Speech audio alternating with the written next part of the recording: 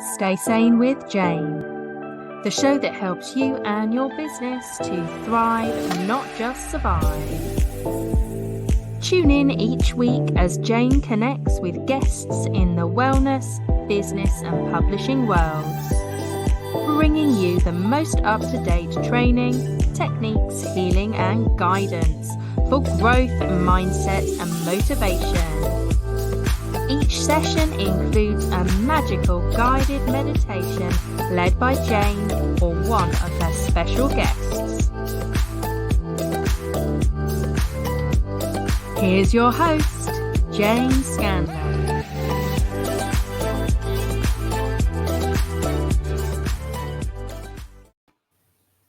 Hello and welcome to Stay Sane with Jane.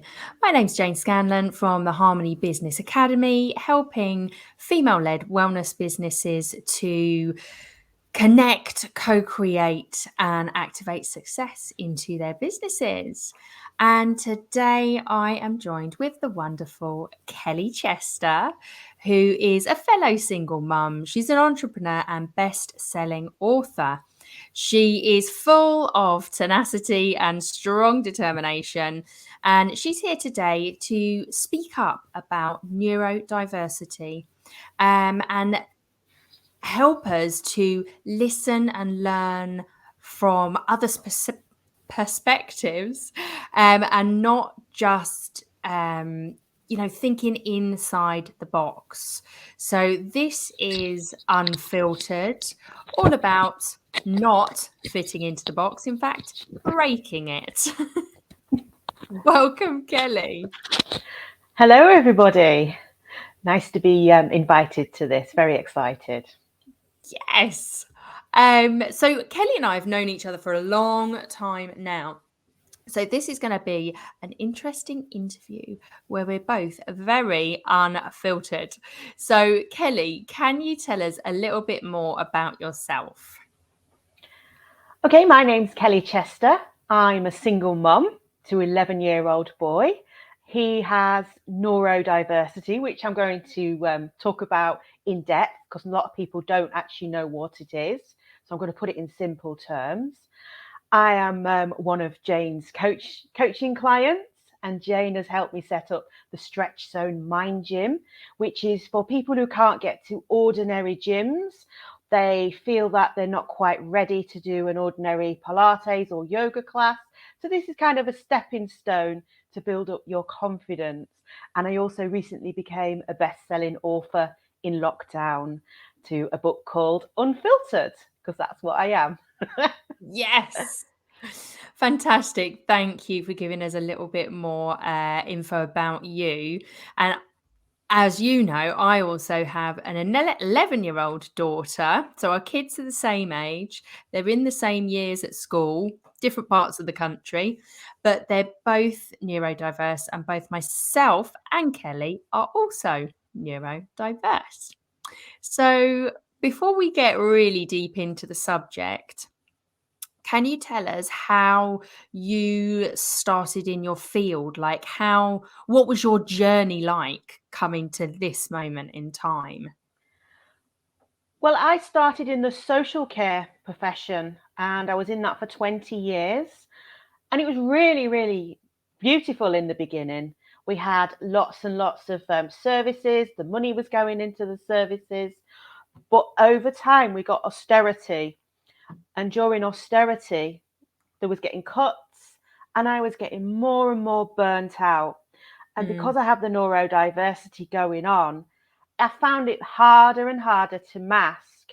So I started seeking other things. So I trained as a Reiki practitioner 20 years ago. And that is really how I got into the personal development and the holistic therapy world. I just was so hungry for knowledge.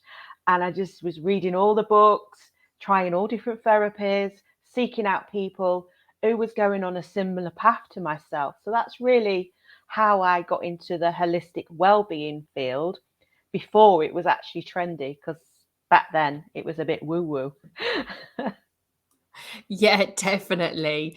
And it's interesting. As you know, I also worked for the NHS for 11 years. And in fact, I find many of the people that I invite on the show to talk have had we've got similar connections and similar backgrounds. So there's a lot of people in the health and wellness field who have come from NHS backgrounds. And as we'll talk about, we all burnt out. The stress, the cuts, what you're expected to do and what you're paid to do, and the kind of the dwindling down of the services. It's just too much. And I know I know 3, 4, 5 of us that have been on the show all went off sick with stress towards the very end of our careers, and a lot of us didn't go back. Like, no, that's it. No. We're done.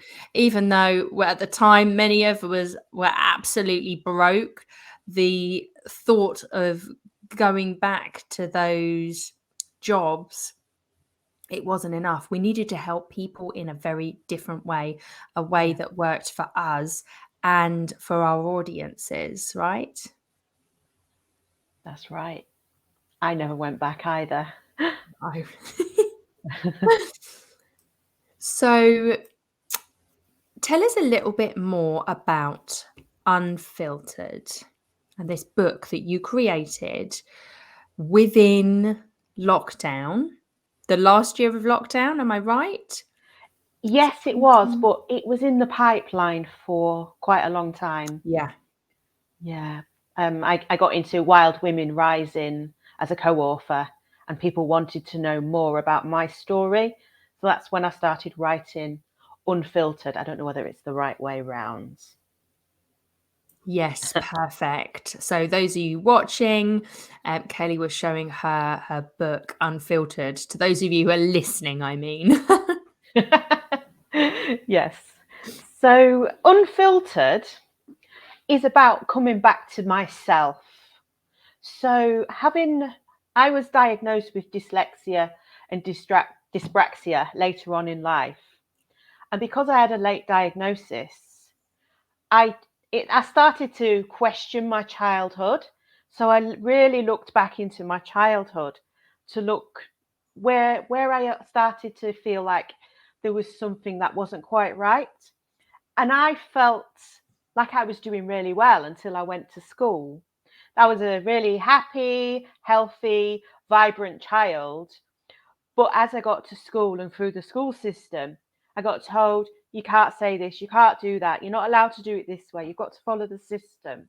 Yes. And I see it as if you're in a wheelchair, you wouldn't expect a person in a wheelchair to push themselves through sand.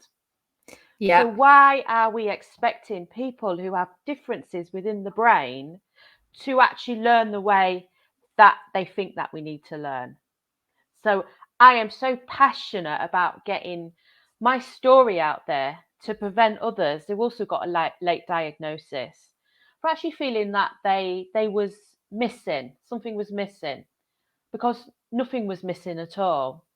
So I have had lots of extensive therapy to actually put me back to how I was before I went through the school system. So that's really what becoming unfiltered is, because we don't need to be fixed. We're perfectly imperfect as we are. So Yeah. that is really what I talk a lot about, being perfectly imperfect and us all embracing each other's quirks and differences, and people can learn from our point of view as opposed to the so-called professionals saying that, oh, this is how you got to learn. Can I give an example of what happened to me recently on a course? Yeah, please. Please do. Yeah, I saw a free course come up. It was about learning about autism, because there's a lot of umbrella.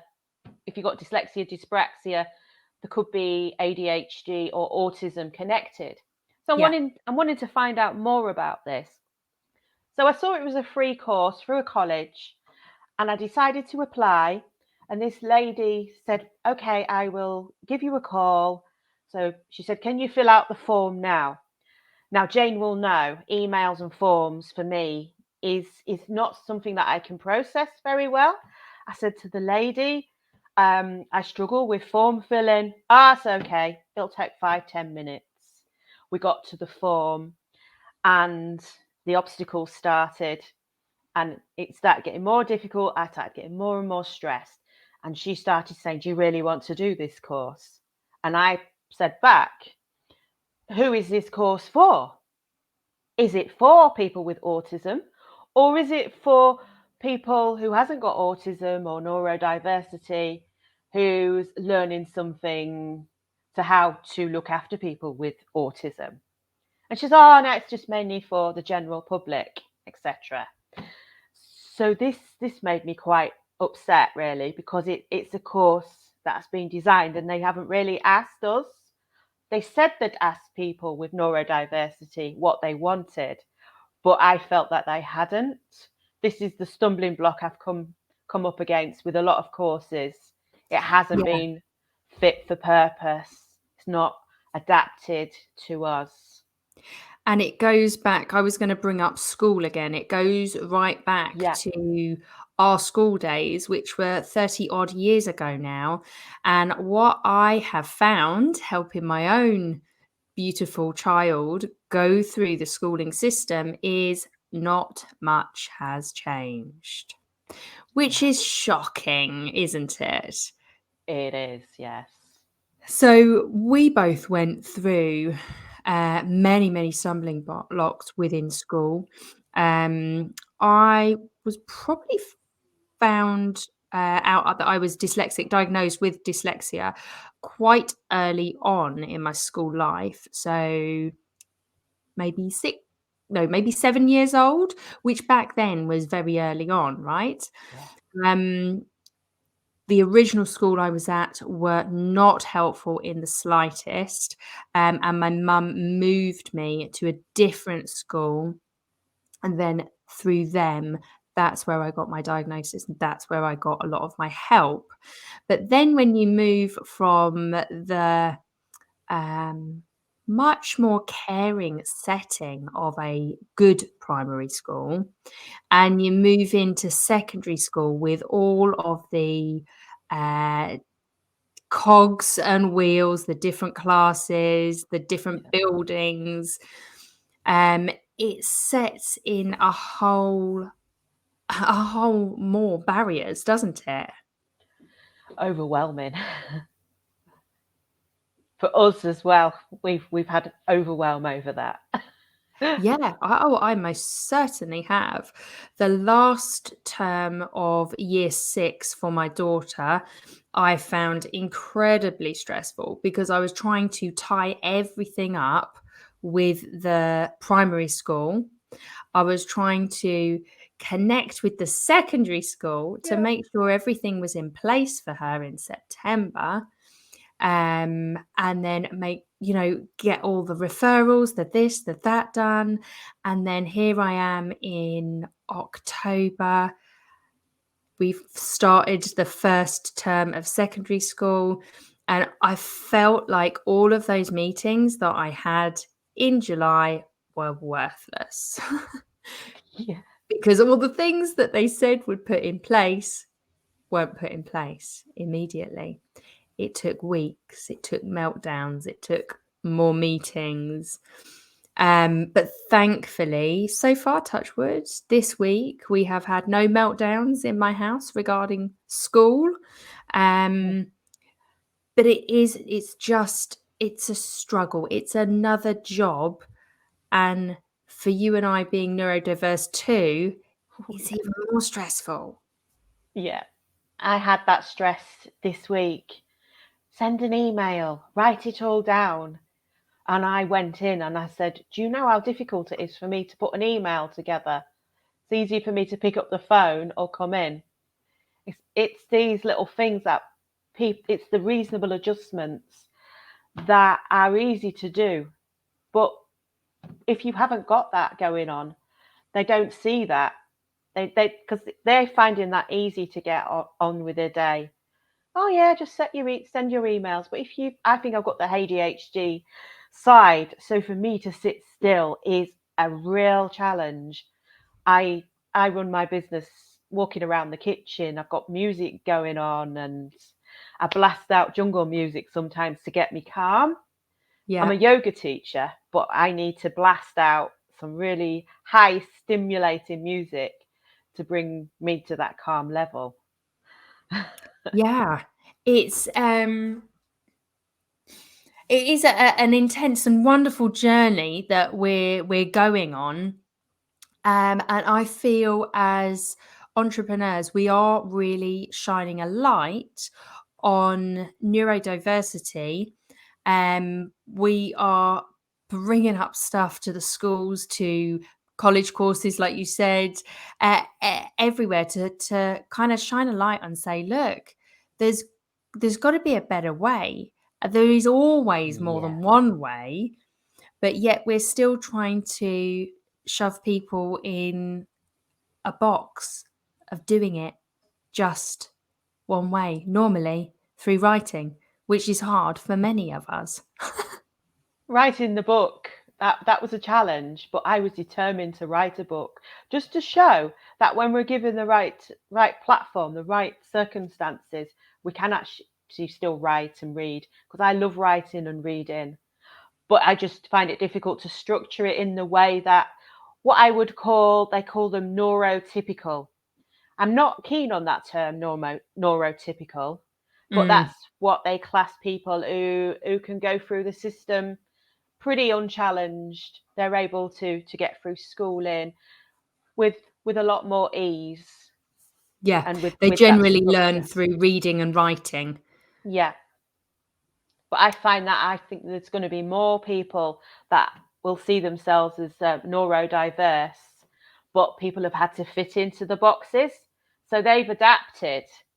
But I've found, as I've written the book and the book's gone out there, that people have read the book, they're seeing it through their children, their grandchildren, and they think, wow, I actually went through all of that. And the umbrella of neurodiversity taps into anxiety, depression. It goes deep into highly sensitive people. As a child, I always got told, oh, you're too dramatic, you're too much. Why are you taking it so personally? And like too much music, too much stimulus, clothing. I can't wear certain clothing because it's too much. Yeah, Oh, you're making it up, you're acting. But I've I think I've had more people unfriend me recently because I am being more myself. yeah, I'm actually more unfiltered. I'm like, this is it, this is me. yeah. And Because do you know it's been what? exhausting.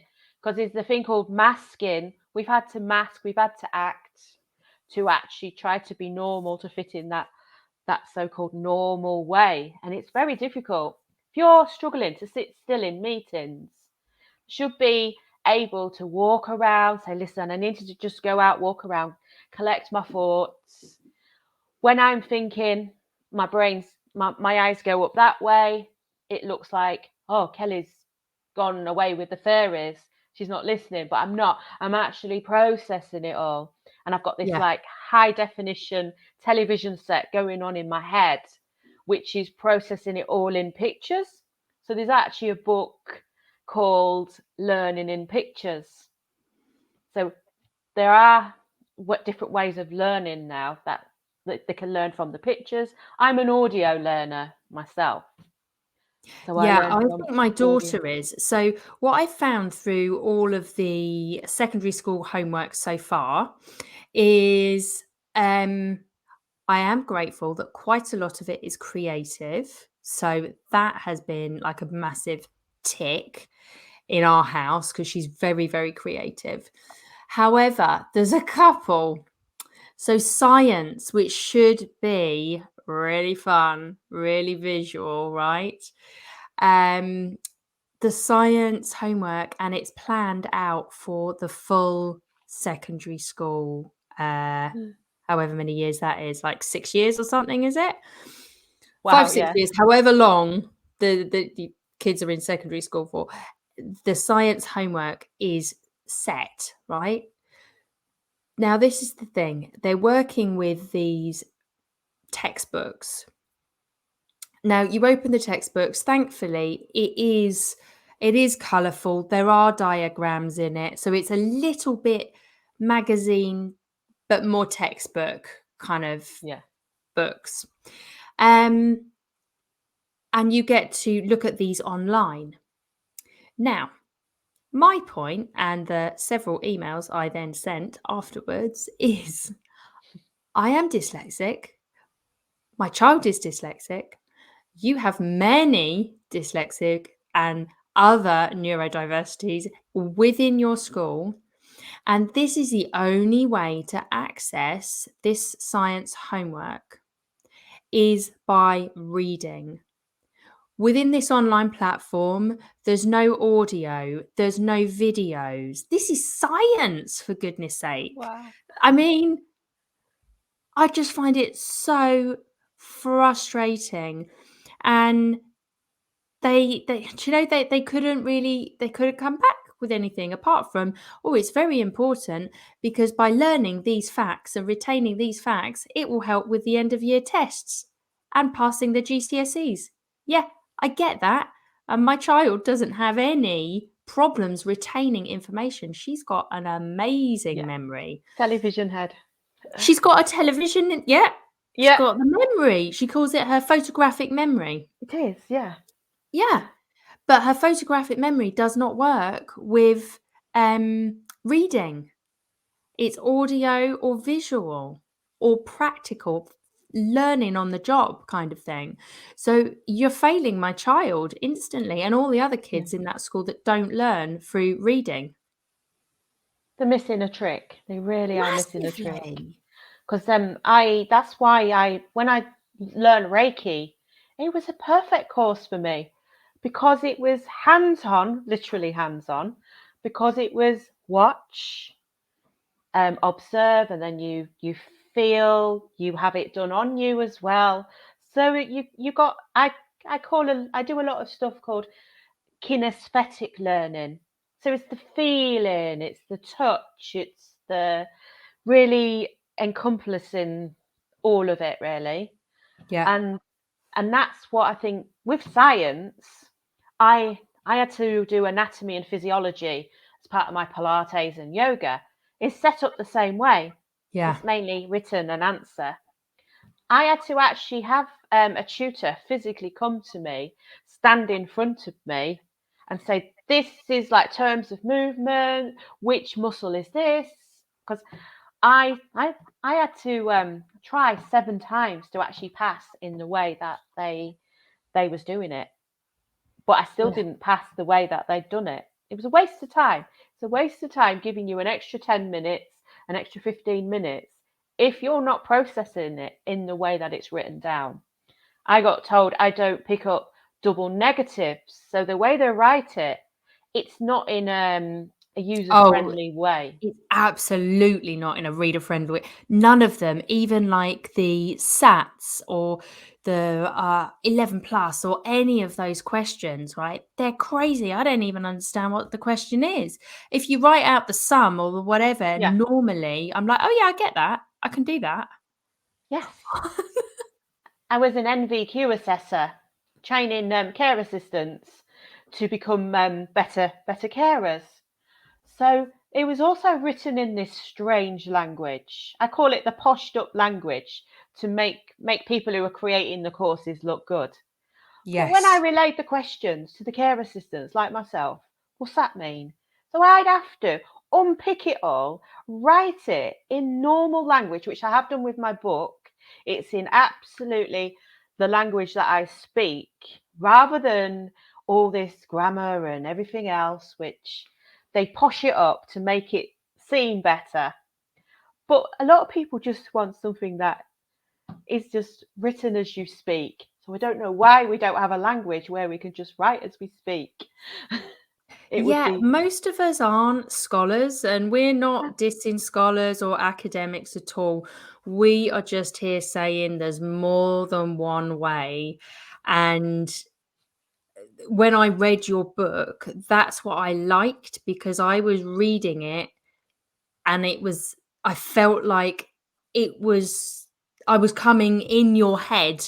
Yeah. I know what goes on in Kelly's head. I know how Kelly thinks by reading that book, Yeah. because it's you, it's how you speak, you explain things, the way it jumps from one area to another. It's not a ghostwriter. It's you. Definitely. And people with ADHD said they can't read a book, and they read my book. They read it from Oh, cover to wow, cover. how interesting. Yeah, they said they don't normally read a book, but they understood exactly what I was saying. Yeah. I was speaking their language, because it is a different language. I would say Yeah, it's and how we think is a different language.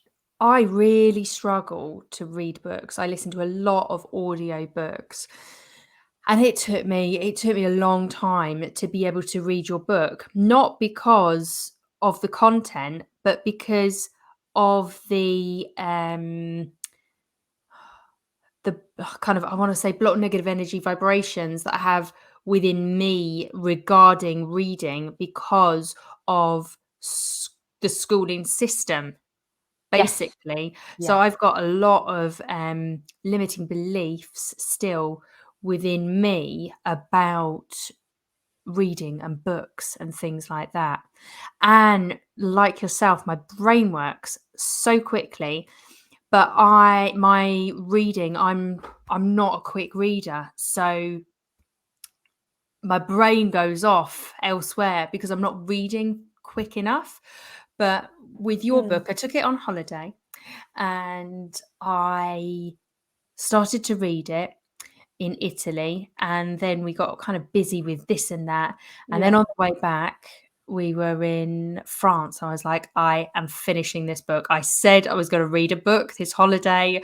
I cannot go back to the UK without fully finishing this. So I spent all day in the sun by a swimming lake in France, and I completed the whole book that day. Was there any surprises in the book? Because you know me quite well. Ooh, yes, there was. There was. The boxing, Mackenzie's gym, and like the little stories like that were funny. And Yeah.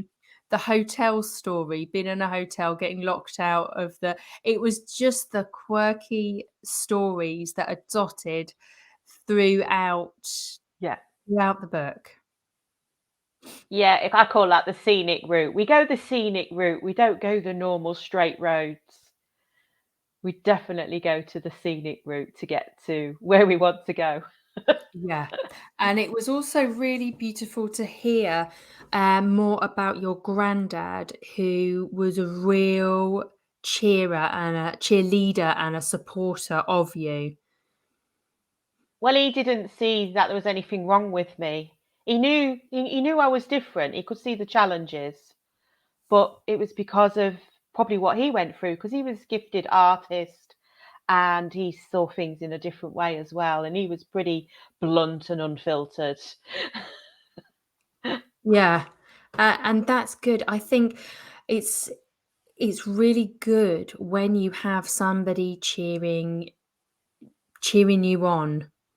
Yeah, Ripping down the labels, you don't need those. We're all different. And although I have, you know, gone through and am still going through the stresses of getting diagnosis in the X, Y, and Z for my yeah, daughter, it's not about a label.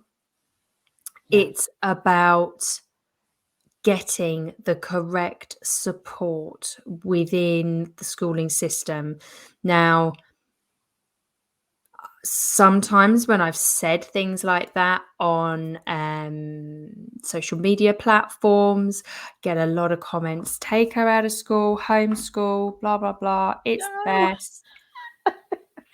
But not all of us want to do that. no.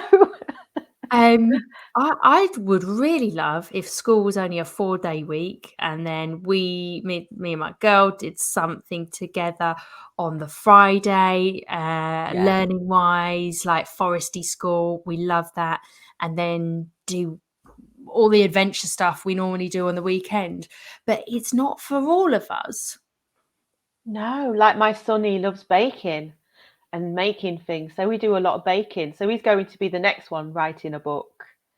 So that's going to be on how to use an air fryer as a child and what to cook and easy things to cook because I'm a busy single mum. So he's starting to help me now with the cooking. So if he wants to come in and he needs something to eat, he knows how to use the air fryer. Whereas being only 11, I didn't want him using the gas. Yep. So this is nice and safe for him to use it. And it's giving him his independence and confidence. Yeah, definitely. I will say I think a lot of maybe it's 50-50. I don't know. A lot of neurodiverse people, I think, are become more independent because we're very practical. Yeah. But that can be 50-50. I don't know. What are your thoughts on that? Yeah, well, one of the reviews on my book was saying how much common sense I spoke, and I said common sense is not that common anymore. So Yeah. all the things like when we've worked together, all the solutions that we come up with, they're actually really simple to do solutions, but people overcomplicate a lot of stuff. So any of my meditations that I do, I really simplify it so that you don't have to get your yoga mat out. You don't have to change your clothes. You can just sit on the toilet if you want and just have that 5 minutes quiet time. I don't know how many times you've been at work and you think, I just need to just sort my head out a minute. So just sitting in the toilet and just doing some quick breathing sessions rather Yeah. than think, oh, I've got to go to the gym, I've got to pack my stuff, I've got to be there for an hour. That's a lot. That's too much for a lot of people in a busy day. So it's It just, is, and I remember when I worked in IT and I was yeah, up in this, doing the IT in this massive legal office, legal firm up in the city, and I remember being stressed. I think it was more my personal life that was rather than work life, but I remember going off to the toilet, doing emotional freedom technique, sitting, doing a bit of yeah. meditation. But, yeah, listen, tell us a little bit, um oh, no, this one. Tell us a little bit about how we can work with you and what that would look like right now. If you was to work with me, I'm doing a mixture of online and offline. So I've been working with Jane all through lockdown because things kept changing. So at that point, online was everything. So I'd actually created something called the Stretch Zone Mind Gym before lockdown had happened. And that is really to show a lot of the strategies that I have learnt for the burnout recovery of how you can actually stay well and stay sane. So it's the simple meditation techniques. I have like a 4-week program where the first week I might do some back care, Pilates. Tonight I'm going to do maybe the period and prostrate program, like it's a little yoga structure that you can do. That's legs up on the chair. Everything I use is things that you've got in your house already, like a Yeah. chair, a cushion. You can do it on your sofa, you can do it on your bed. Um, I'll do something what I call stretch and sleep. That is restorative yoga. Why I called it stretch and sleep? Because a lot of people don't know what restorative yoga is, but they all know what stretching is and they all know how to sleep. So True. it's simplifying everything. And then the final week, I'll do something on mindset or Reiki, meditation, letting go. I'll work with the cycle, I work with the moon. I adapt everything to you. And the offline, I'm actually starting to do a lot more retreat days. So it's doing something a little bit special. So I've got yin yang by candlelight, which I'm doing for Christmas. And then I have a social. So I've always had the social stuff going on, like tea and chat groups. We have walking groups, Reiki shares. So everything has always been about grassroots and the community. Because being a single parent, it's important to actually get out there with everybody. Jane also does a similar thing. So we've always liked connecting with the community. And I think that's what a lot of neurodiverse people are really good at, is seeing what's missing. So in lockdown, lots of people was lonely and isolated. So we was looking at how we could actually help people come together. And that's kind of how I got in the book. I was doing my little stories online. I was doing chair exercises online. And then I got noticed by a company called Mama Tribe. So I was teaching to 23K online at one stage, got spotted. Then I got into the book. And it's just, you never know who's watching. Life just, you don't know where you're going to go. Still going the scenic route and having a lot of fun along the way. Yeah, that's the key. So there's lots and lots of ways to connect and work with Kelly, whether it's in person at classes and retreats and workshops, or whether it's online at the Stretch Zone. I'm sure. There is some meditation tips in there as well, and a short yoga session. Yeah, and you can get Unfiltered on Amazon and also directly through you. Am I correct? That's right, signed by me. And you get a little personal note in there as well. Yes. So do you have an offer for our audience? I definitely do. If anybody would like to message me, I do a Cuppa With Kel, and that's where I can really decide which areas you can benefit from. So I offer a free month in the Stretch Zone where you're able to try out the services, and if you like it, then you stay, and that's $27.99 a month. So for the price of a cup of tea and a cake, because that's how much it is now. Yeah. You go for a cup of tea and a cake now, it's about £7, isn't it?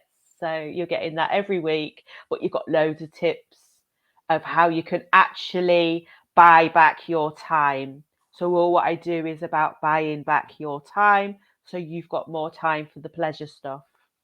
And Yeah. if that's And stretching and you've got speaking. a back catalogue of videos that they can watch as well. So they don't just have one video a month, it's just a new video a week, but then you've got the back catalogue as well that you can connect with and watch. On demand, like Netflix. Yes. Yes. Okay, so all of the details for how to get in contact with Kelly, how to claim the offer, are going to be above, below this show. You can connect with Kelly if you search for Kelly Chester, The Stretch Zone. She will come up. Yeah. So you can find Kelly on all of the socials. And if you want to tap in www.thestretchzonemindgym.co.uk, you will also be taken to her beautiful website, which yours truly helped to create.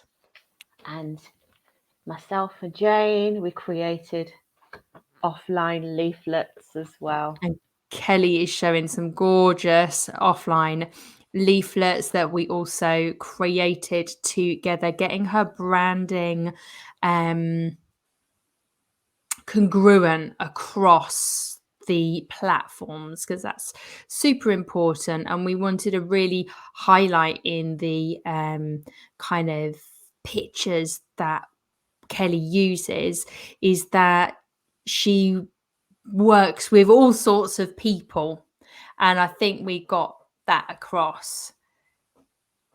Yeah, but it's not suitable for everybody. Can I just explain that very Yeah, briefly? do please. In lockdown, because I already had an established online platform for people to come to, there was lots of people wanting to join the stretch zone, and I had to say no to a lot of people because it isn't suitable for everybody. It's not your leaping about yoga or Pilates. This is a very, very calming space. It's for mainly for carers, people with chronic conditions.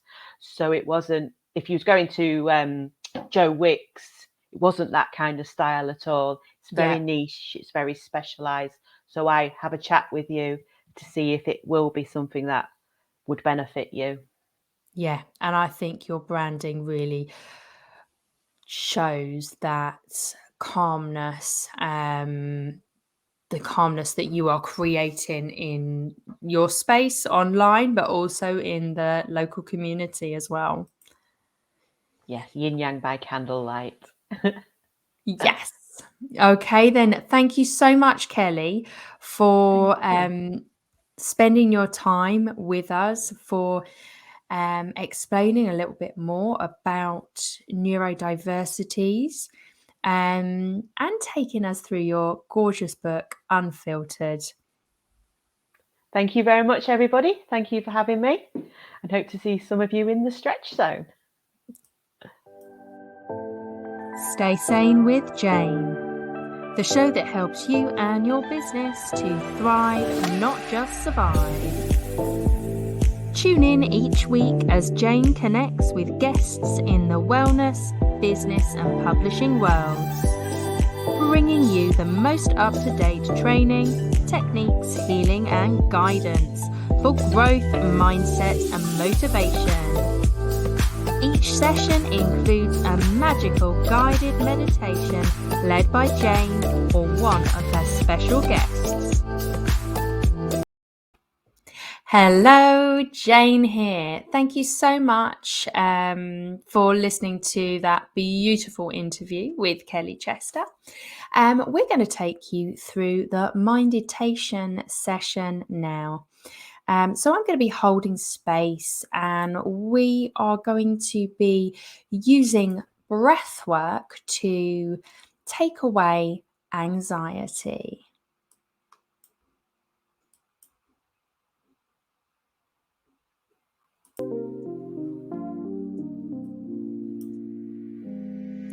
Hello, it's Jane, and I'm going to be taking you through a Minditation, helping you breathe away anxious thoughts. So just take a minute to get comfortable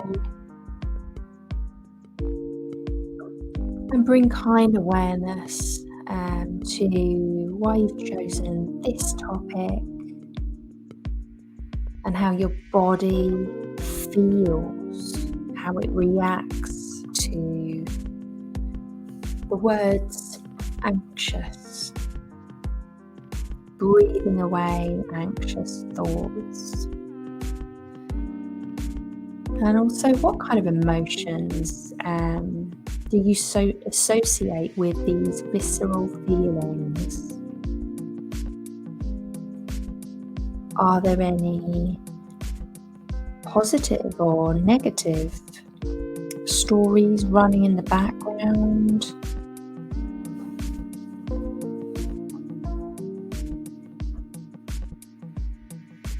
Okay, so welcome to this meditation to relieve depression and anxious thoughts.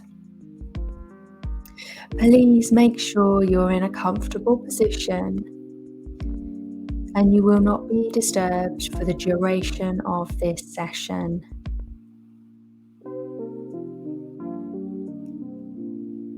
Bring your focus to your breath and really pay attention to how your lungs expand and contract when you inhale and exhale.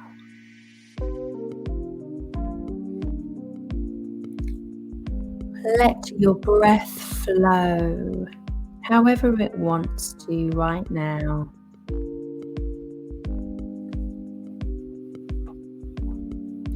Notice your jaw, and if it feels like there's tension there, just notice it. Don't try to change anything.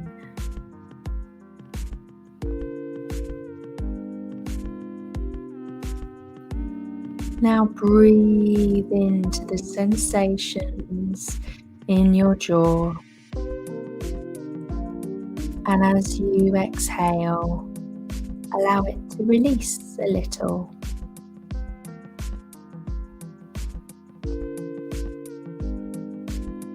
Inhale again, and imagine that you are breathing in new life. And when you exhale, let all fear completely fade.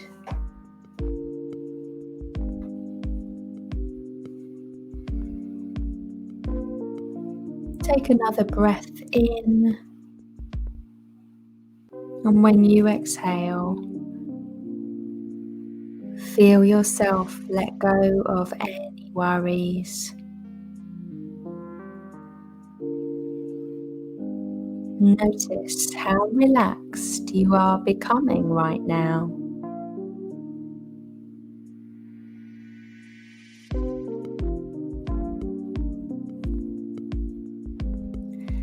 Let another breath come in naturally, imagining a bright future. And as you let it go, notice how depression eases and fades.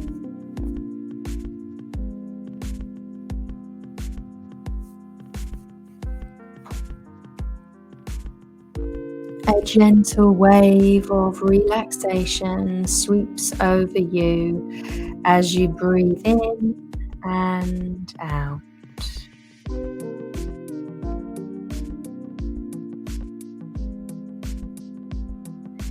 Allow your breath to flow naturally now.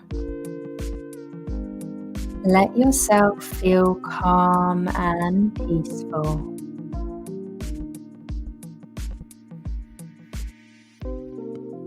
You deserve this wonderful feeling of serenity.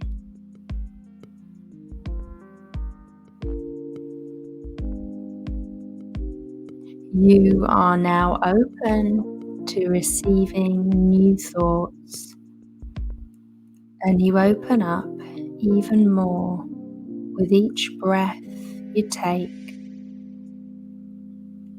to new, fresh energy.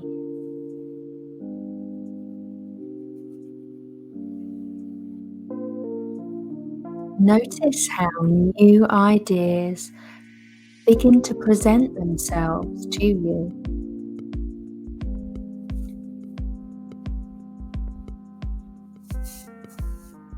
Bring up feelings of abundance, as if you have so much that your cup pours over for others to enjoy the abundance you have created.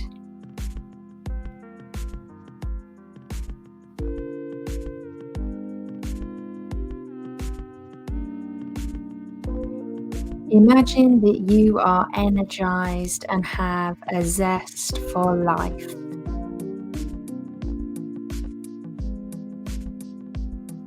Even if it doesn't feel true to your present self, imagine it vividly with as much detail as you can.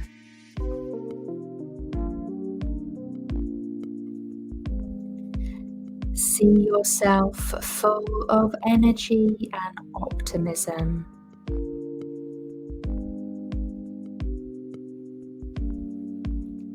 You can imagine it as if you are watching a movie of yourself, if that helps. I invite you to see the colours brightly, to feel the energy within you, and to watch yourself full of ambition, taking steps towards achievement.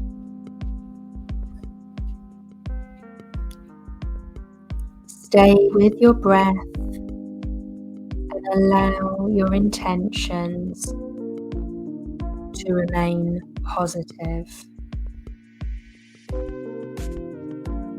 Even if you don't feel positive at this moment, you can imagine what being joyful is like.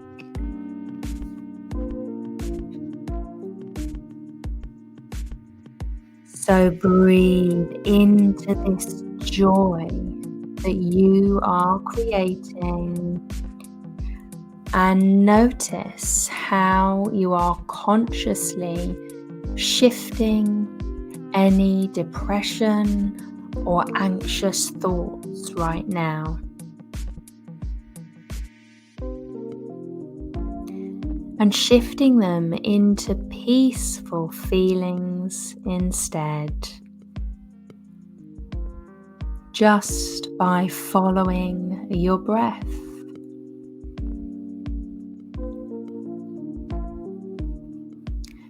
Breathe deeply and let your exhale completely relax you.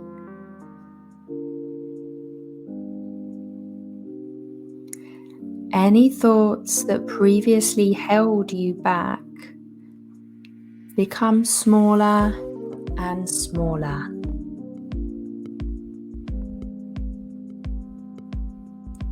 Watch negative thoughts diminish little by little, as if you are riding away in a car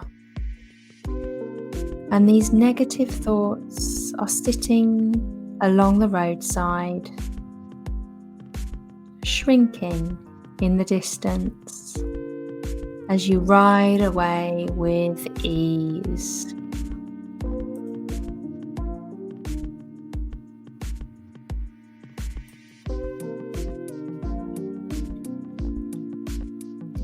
As you see them go, you are freed from their grip.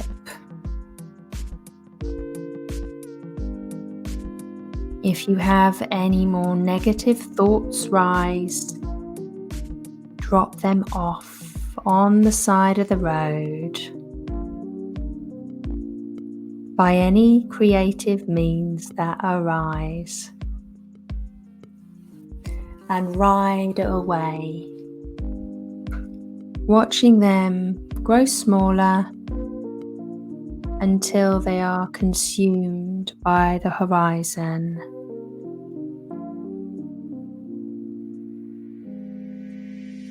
Allow yourself a few moments to simply be.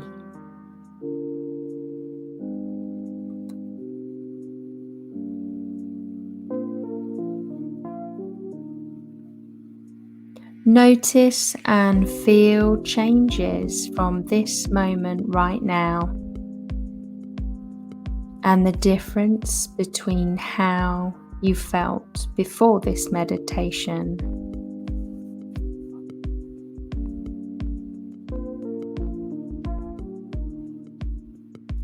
Your new thoughts find a new home within your inner being.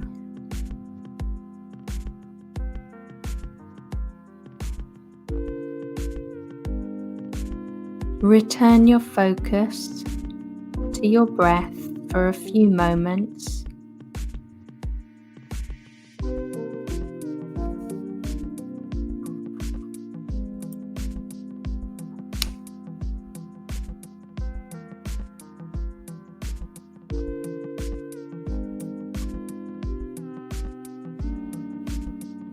in your own time.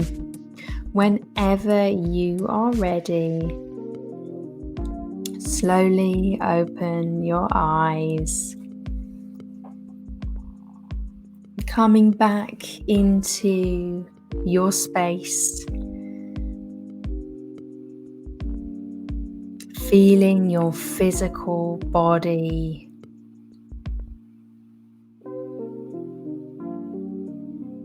Well done. And commend yourself for taking these steps towards a better life. Accept this wonderful change to your new life. And take as much time as you'd like to just be grateful for where you're at right now and for the changes that you are able to create within.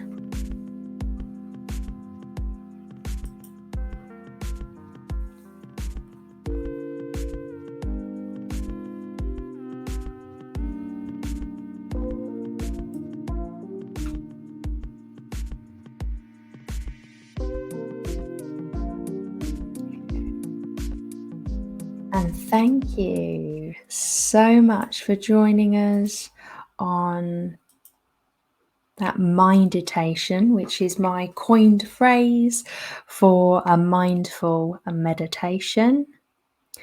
I have recently published my Minditation notebook.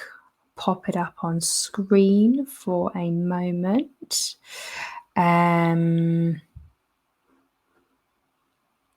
And basically, this book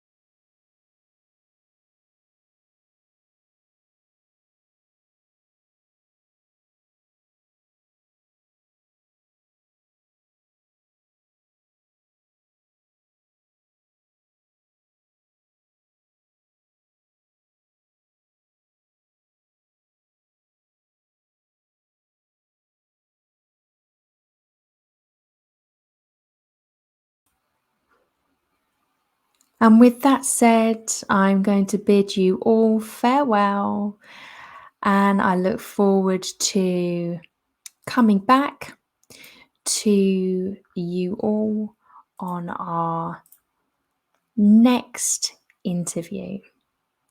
Have the most magical day, and thank you for tuning in to Stay Sane with Jane. Stay Sane with Jane, the show that helps you and your business to thrive, not just survive.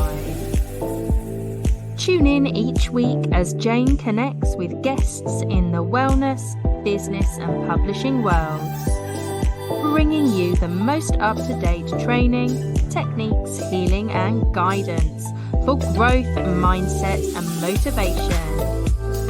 Each session includes a magical guided meditation led by Jane or one of her special guests.